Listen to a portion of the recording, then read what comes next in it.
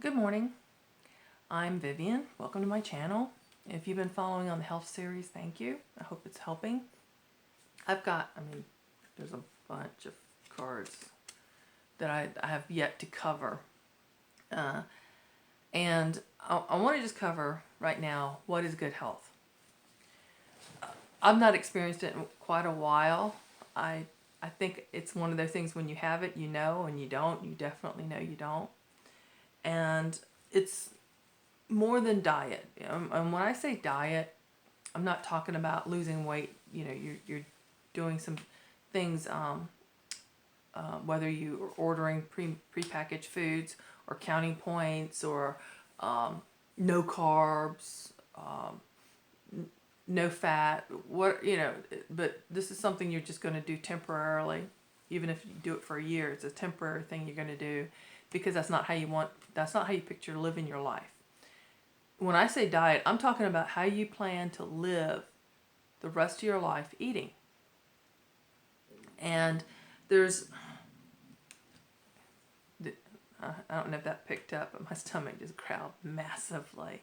It hasn't been doing that, but I didn't eat last night. I planned on eating a meal around 6 o'clock, but I had company over and I didn't eat. And by the time company left, it was 8 o'clock. And I was like, well, I'm okay. I feel all right.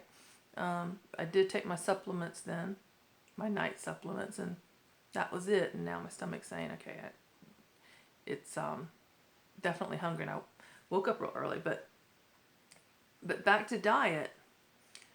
It's how you plan on living the rest of your life, because no matter what you do, in the short term, there's a rebound effect. If it's not how you're going to eat the rest of your life, you're going to probably have problems. Short-term fasting, that's okay. You're going to go ahead and you're going to a wedding this weekend. There's going to be a lot of food. You're going to go out before. It's like cut yourself some slack and enjoy that time, and maybe cut back the rest, next week or something, or a week before. And then, try to keep yourself maintaining at a healthy level. And so those kind of little slight tweaks that we're going to all do from time to time, no matter what, that's not what I'm talking about. But when I say diet, I'm just talking about how you plan to eat pretty much the rest of your life. From this day forward, what are you planning to do? And there's a lot of things with nutrition and why we have to use supplements, because it's just not in our food. Another, we all know, we think exercise. There's a rebound effect on that too. You would think just going for walks. We're talking about low impact stuff, swimming, walking, cycling. Just whether it's an exercise bike that's stationary or you're out doing that. I recommend those are good things to do. But running, jogging, those can be very damaging. In fact, life is damaging. Every day we do damage to ourselves, no matter whether you're sitting at a desk all day and then you drive home and you sit on a couch. We damage our bodies. Sitting still for long periods. They've done studies where the more you sit, the shorter your life. So like Dr. Oz, he has no chair. He has a raised desk, so he stands at his desk. So he's not sitting often. And years ago, I had to buy chairs for this new addition that the company I work for. We did a big office add-on to the building, because the company is growing massively, and my boss put me over finding chairs, and he really wanted me to find the best chairs possible that was going to keep the majority of people comfortable. And I was doing all this research, and what I learned is our bodies are not meant to stay in any one position for any length of time. It's meant to reposition, and the best chairs were the ones that were most ergonomic. It allowed you to go up, down. Seats will tilt forward, backwards. You can adjust the back to, go up and down and have different tilts on it. So the more you can do that, and the more you actually use those features daily, so you don't sit in one position, you went up, you went down, you did different things, so you're not in that same position to your keyboards and your monitor and your paperwork or whatever. Those were the healthiest for people. And learning that, gosh, early 90s. So that it's important that we, our bodies move, but then certain, if you're running, you're putting, it's more than 3 times. Just walking puts 3 times the pound. So, whatever poundage you are, triple that is what you're putting on your feet and your legs, your knees, your joints as you take a step. When you're running, it's even more, because you're actually you're putting more pressure on that. So yeah, you're going to have problems. And this is why athletes end up with a lot of joint damage, and they're having rotator cuff surgery, and they're having their knee replacements, and because life is damaging. But so here we are. We have to be active if we want to be healthy. Having a good routine, walks, just going for simple walks, has so many benefits besides just the physical activity and interaction, especially if you're able to walk with somebody else, and just do it in a comfortable pace. But even that causes damage, and our bodies will need good proteins, amino acids, to repair that damage at night. So there's different philosophies about carbs in the morning and proteins in evenings, because you need the carb for energies, but then at night you need protein to repair damage. So there's things you got to find out what works for you. And a part of the word health has the biggest clue into how to be healthy. The first 4 letters, heal. Your body's ability to heal is so important. Back to diet, back to lifestyle. I'm going to do a video on cholesterol, because it's not the enemy. Cholesterol is not. There's different types of cholesterol, yes, but our body needs it to heal. So you need to address what's actually why your body's producing cholesterol, not eliminating the cholesterol without addressing the underlying cause of why your body needs it. Not is why it's making it, why it needs it. Whole nother. So what you're putting into what you're ingesting is important, because your body needs those nutrition to fix the damage that we do, and to support other the functions that our body needs to do. The third thing is, and these are not, one is not more important than the other. They're all important. They're way up there. We need to eat properly for ourselves, whatever that means. We need to have activity. Some people, they're in a lot of pain. There's a lot of other things going on. They can't just get up and walk, much less do anything strenuous. But anything at all that you can do that will increase what you did from yesterday will benefit you. So activity, sleep. Now this is probably, again, that whole snowball, everything's interconnected. Again, when you're not sleeping, that's when your body does a lot of repair, is when you're resting. But when you're not getting proper sleep, I've always had difficulty falling asleep. It's been a few rare times where I just put my head down and I'm out. And that's without any sort of sleep aids or Benadryl. Benadryl's my best sleep aid. So getting a proper amount of sleep. Now,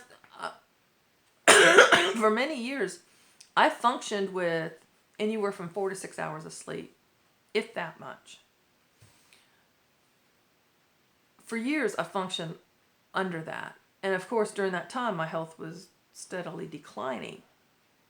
So now I'm working on different things. I'll get into more details about what I do and what's working, what's not, what hasn't worked for me. And there's also a mental component. I could be eating the best healthy, nutritious food available. I can get all the proper sleep. I can be very active without pain, without causing extreme damage that my body's able to heal from daily. Daily damage, daily healing has to go on. But if my mind is depressed, fearful, when you're under some sort of, let's say the IRS came knocking at your door. They don't send you the email or phone or call you. They send you a mail and they show up. So now you're having to deal with something, like, oh my God, I did everything right, but they said I didn't do it. And you're having to deal with something like that. You're going to be under so much stress that even if you're doing the other three correctly, you're going to have to compensate with some additions to your diet or eliminating certain things from your diet so that you can deal with that now mental stress, because, that fight or flight, most of us don't have the option of fleeing from the IRS, for example. Life is stressful. That's what I was telling the young lady last night. No matter how perfect your life is going to be, you're going to be worrying about your kids. They spike a fever, they fall down, they get a cut, they get a bruise, they break a bone. You have to, do something happens and you have to make the call. Do I take them to the ER? Or do I, can I just take them to urgent care or make an appointment with the doctor? When your child is sick, it doesn't matter if you got all those other things going on. You're going to be worried. You're going to be concerned. And, most mothers would rather trade places with their sick child than have them sick. Just let them play, let them have fun, let them laugh. So there's a mental component to health that even if you've got everything else on the other three right, if the mind isn't right, for whatever reason, then I'm on a journey to learn how to relax. What does that really mean? So I can just bring things down. I've been doing different types of biofeedback for years, and just because that's the closest I can get to what relaxing means. And there's a fifth part, and it's a spiritual aspect. Whether you can be an atheist, you can be a militant atheist. But there's still a spiritual aspect to you. I'm not talking religion. There is something beyond the mentality. It's not mental illness it's something supernatural. And I think spirituality covers that realm that we all also need to plug into. And let's say you are an atheist, or and you don't believe in any sort of religion. There is still meditation.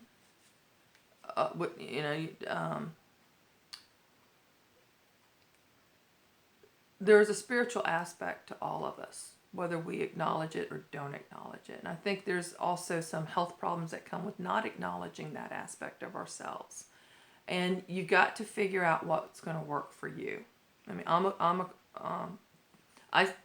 I label myself as a Bible studying believer in Jesus Christ and the Bible.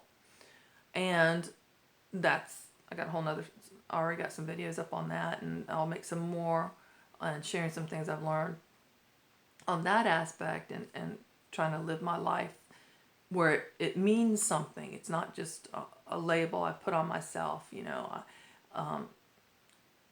There's a lot of people that well, again, like I said, another type, but there's a spiritual aspect. There's 5 aspects. The nutrition, whatever you consume, your diet, your body, physical activity, being active, and resting. There's a balance that we each need to find, and my balance is not your balance, you know. And my sister, one of my sisters, she's up most mornings at the gym, and she's on that Stairmaster putting, I mean, she's 50 now. Doesn't look it. I look probably more than my age. She does not look her age. She can run around with 30-year-olds easily, and no one would think twice that she's not 30. She looks great, and she works out. I mean, she's on those Stairmasters, and I'm just like, oh my God, she's incredible. She puts 20-year-olds to shame at the gym. She does. I mean, she's real active. She hits that hard. She's on her feet for her what she does. For a vacation, she's on her feet a lot, and she's wearing heels. She's dressed nicely.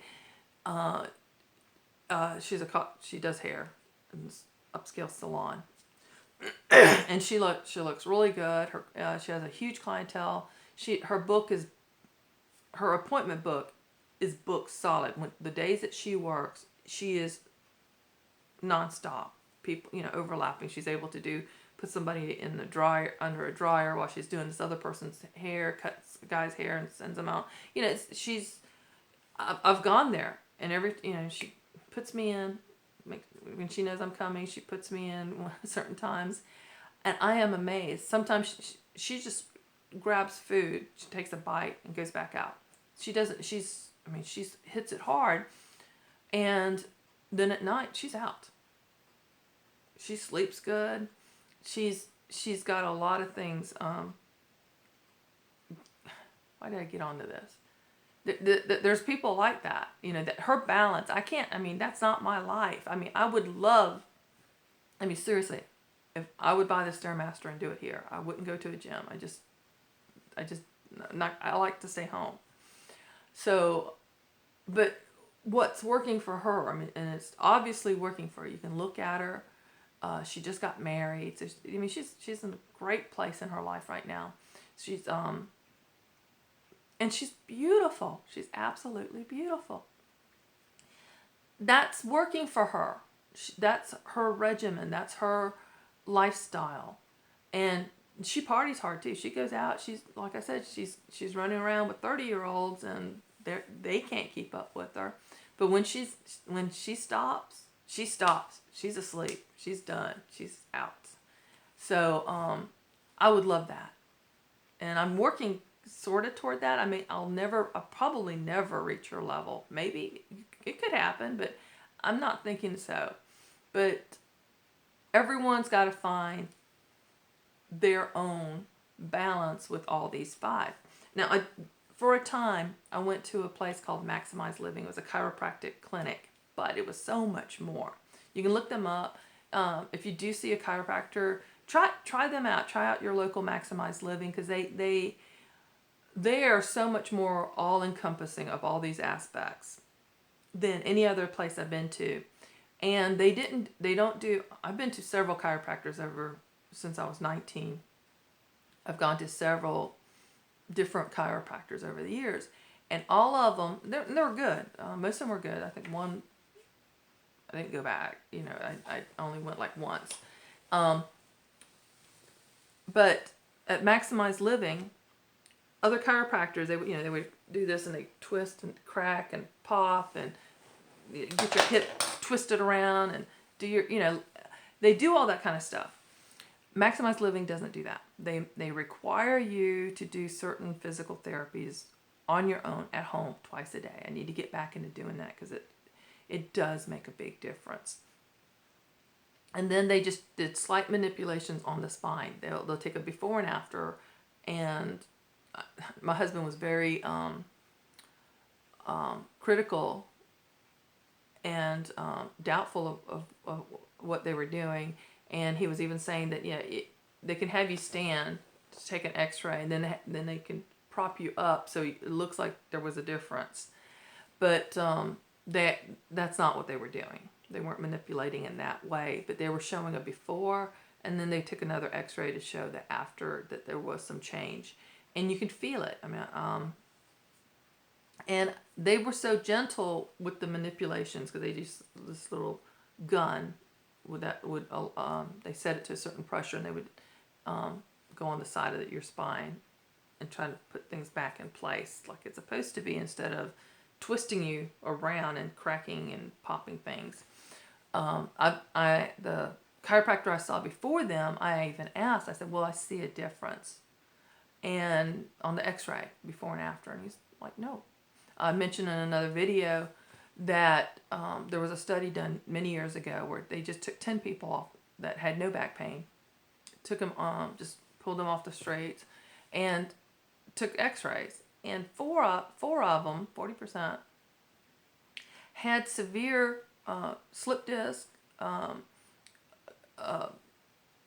They had obvious signs on the x-rays of spine damage, yet they had no pain from that.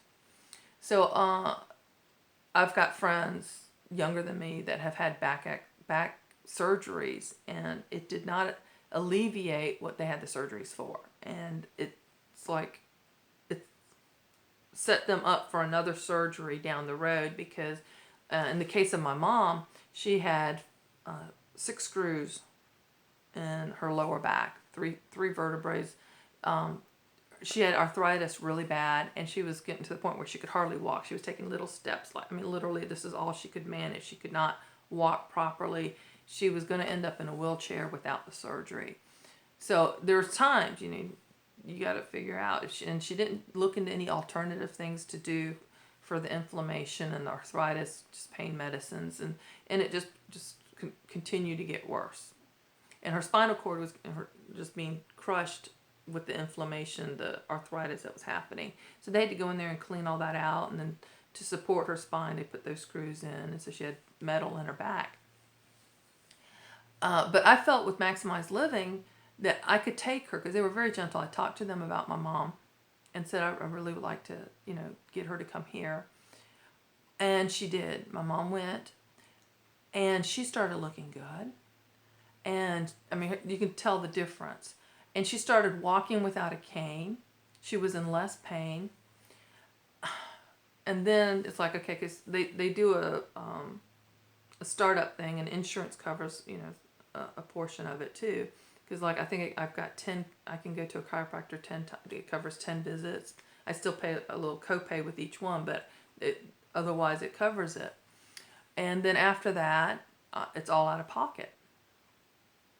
So they worked up a plan for me, and it was going to be, so I knew all this ahead of time, and it was going to cover me for like 3 months. So I did the payments, and same thing for my mom. And after her 3 months, and it's like, okay, now to maintain, you still need to come here every couple of weeks, and they'll physically check your spine and see if they still need to do the manipulations. You still need to keep up with doing your twice-a-day therapies. And she didn't want to, she was like, no. She's like, I paid you X amount to start with. If it's done, it's done.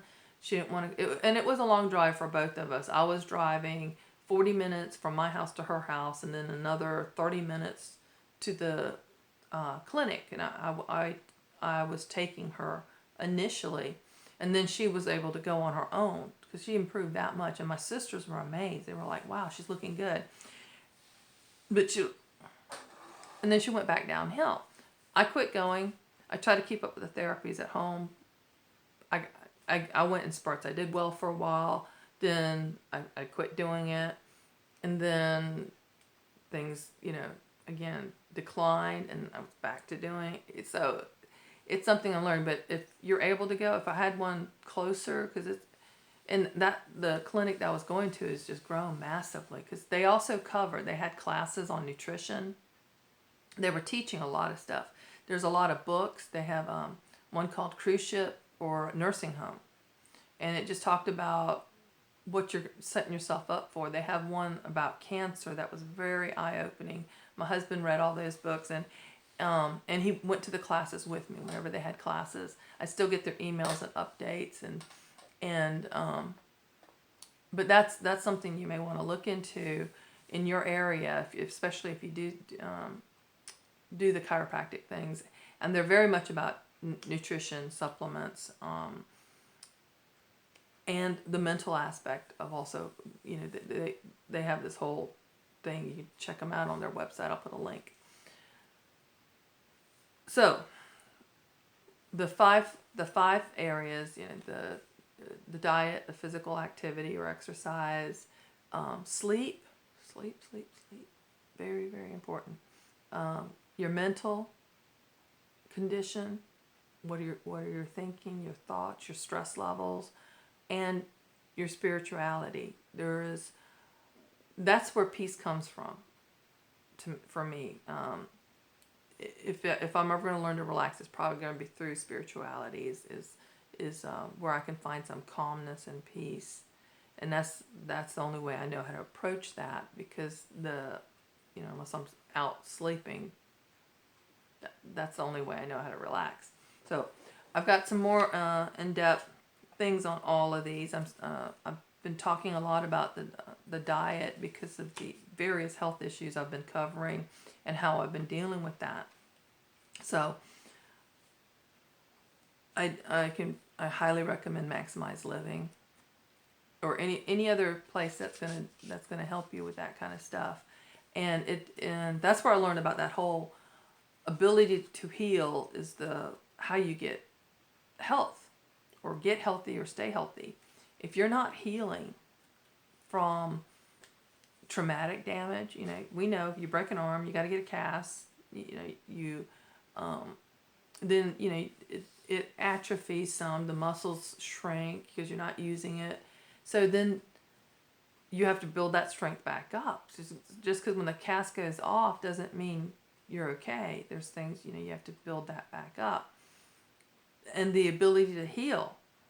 The older we get, it takes longer. You can watch a small child fall and boom, they're back up, running around playing. Even after they cried maybe, and even if they got bloodied, they're still running around pretty quickly. Now when I fall, I kind of lay there and just do an assessment of what before I bounce back up. I don't bounce back up. I sit there and I go, okay, where's any pain? Am I bleeding anywhere? So as we get older, we don't bounce back like we used to for we don't heal. We don't heal as fast. Our brain acknowledges pain more readily than we did as a child. It was easy. I as a parent, when my daughter fell, hit her head on the floor, it was serious. And if I would have gone, oh, are you okay? She would have lost it. She would have been, because the child feeds off of your fears too. So she hit her head. I'm going, did you break the floor? And she's like, and she's checking the floor and she goes, no, the floor's okay. I wasn't doing that to be a bad mom, okay? I was doing that to help her. And then I, came over and checked her and, made sure she was okay too. But that distracted her from that pain. And kids don't feel it. I mean, yeah, obviously she was still feeling it to some degree, but it didn't. I mean, we're talking like she's like 4 or 5 when I did that.